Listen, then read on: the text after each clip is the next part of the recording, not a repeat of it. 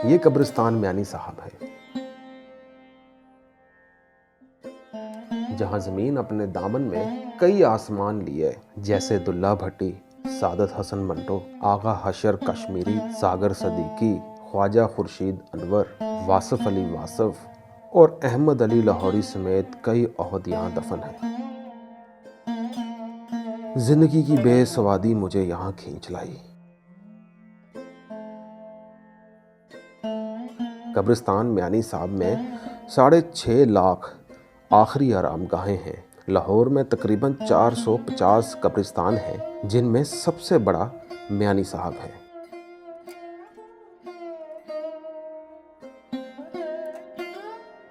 म्यानी साहब कब्रिस्तान बहुत ही पुराना कब्रिस्तान है। ये मुगलों के दौर में बना था।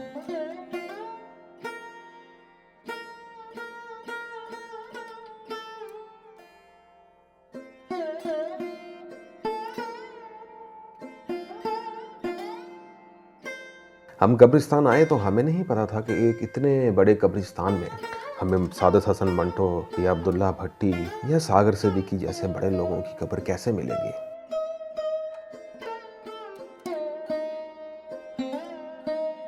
यहाँ पे हमें फिर एक दोस्त मिला, राहील। ये यहाँ कब्रिस्तान में ही होता है और यहाँ की कब्रों की रखवाली करता है। बहुत ही दरवेश किस्म का इंसान है। ये हमारे साथ दूर दूर तक चलता रहा और हमें सबकी कब्रें दिखाता रहा। बहुत ही पढ़ा लिखा इंसान था, बस वक्त के थपेड़े खा खा कर यहाँ पहुँच गया।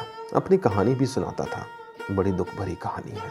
ये हमारे साथ पूरे कब्रिस्तान में मंटो साहब की कब्र ढूंढता रहा। कब्रिस्तान इतना बड़ा था कि इन्होंने भी कभी मंटो साहब की कब्र नहीं देखी थी। ये हमें मंटो साहब की कब्र पर ले गया और जैसे हमें मंटो साहब की कब्र पर लेके गया तो उनको सलाम करके कहता है कि देखें, आज कोई फरिश्ता आया है। ये सुनकर मुझे बड़ी हैरानगी हुई कि मैं एक फरिश्ता हूँ, उसकी नज़र में होऊंगा। यहाँ सादत हसन मंटो मदफून है। ये कतबा मंटो की आखिरी आरामगाह पर मौजूद है। मंटो ने अपने दोस्त नसीर अकबर के स्टेनोग्राफर जफर जुबैरी को ऑटोग्राफ देते हुए ये लिखा था, यहाँ सादत हसन मंटो दफन है। उसके सीने में अफसाना निगारी के रमूज दफन है। वो अब भी मनो मिट्टी के नीचे सोच रहा है कि वो बड़ा अफसाना निगार है या खुदा।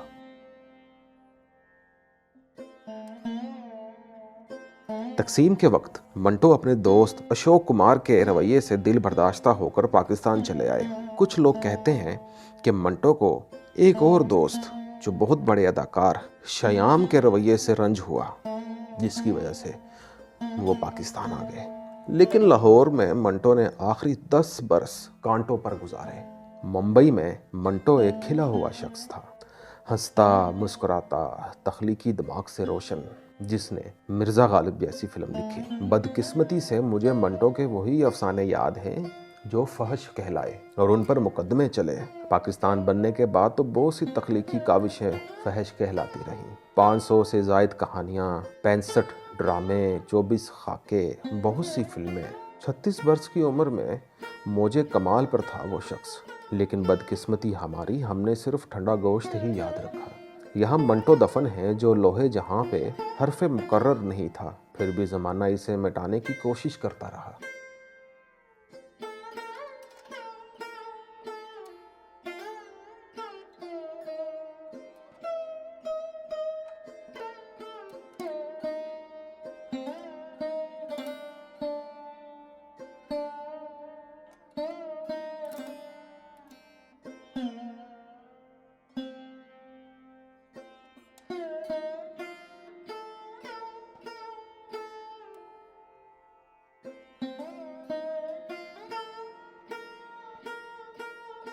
ये पिंडी भट्टियां के सपूत अब्दुल्ला भट्टी की कब्र है, जो दुल्ला भट्टी के नाम से जाने जाते थे। दुल्ला भट्टी ने शहनशाह अकबर के खिलाफ बगावत की और उसे 20 बरस तक लाहौर का मरकज बनाए रखने पर मजबूर किया। दुल्ला भट्टी के बाप और दादा को ज़मीन पर मालगुजारी के कवानीन के खिलाफ बोलने में सजाए मौत दे दी गई। ये बात दुल्ला भट्टी की माँ ने अपने बेटे से छुपा कर रखी, लेकिन एक खातून के साथ झगड़े पर यह कहानी खुलकर सामने आ गई। दुल्ला भट्टी मुगलों के खिलाफ नफरत को पालता रहा। जुल्म का बदला यूं लिया कि मुगल सिपाहियों के काफिलों को दुल्ला भट्टी लूटने लगा और दौलत गरीबों में तकसीम करने लगा। बाप दादा पर होने वाला जुल्म कभी उसकी नजरों से ओझल नहीं हुआ। जब भी उसके बारे में सोचता था तो कहता था, सांदल दादा मारिया दित्ता बोरे विच पा, मुगला पुठियां खल्ला ला के भरिया नाल हवा। दुल्ला भट्टी ने किसानों को लगान और महसूलात के चुंगल से निकाला। एक हिंदू लड़की को बाअसर मुसलमान जागीरदार की हवस से बचाया। उसकी शादी एक हिंदू लड़के से की जिसे वो चाहती थी। उनकी हिफाजत की। एक रवायत के मुताबिक अकबर को जब अब्दुल्ला भट्टी के सिपाहियों ने पकड़ लिया तो अकबर ने खुद को बचाने के लिए अपने आप को भांड जाहिर किया। अब्दुल्ला भट्टी ने उसे छोड़ दिया और ये कहा कि इतना ही बदला काफी है कि बादशाह जान बचाने के लिए खुद को भांड कह रहा है। एक और रवायत के मुताबिक शहजादा सलीम अब्दुल्ला भट्टी का रजाई भाई था, क्योंकि अकबर ने ताकत और जुर्रात के लिए सलीम को एक राजपूत औरत की गोद में रखा था। मुगलों ने दुल्ला भट्टी को चालाकी से घेरा और लंडा बाजार लाहौर के करीब फांसी दे दी। दुल्ला भट्टी को तारीख ने भुला दिया, लेकिन वो लोगों के दिलों में हमेशा जिंदा रहा।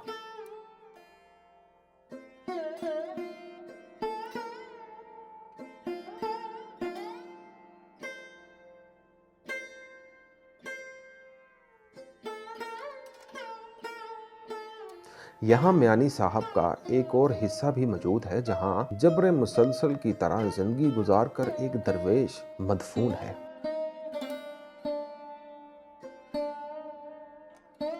सागर सदीकी, आओ एक सजदा करें आलम मदहोशी में, कौन कहता है सागर को खुदा याद नहीं।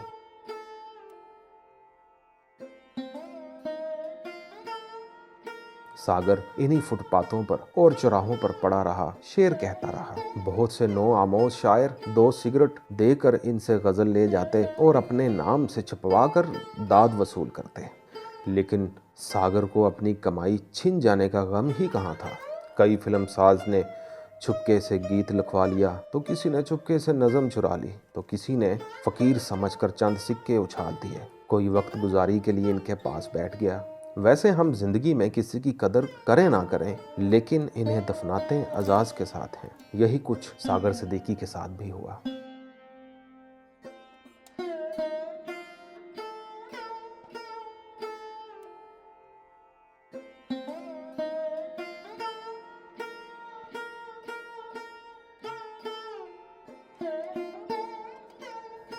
यहाँ पर आशिक रसूल गाजी इल्मदीन शहीद की कब्र भी है। जी हाँ, ये वही गाजी इल्मदीन शहीद है जिनको दफनाते हुए इल्लामा इकबाल ने कहा था कि असी तो गल्लां ही करते रह गए ते तरखाना दा मुंडा बाजी लै गया।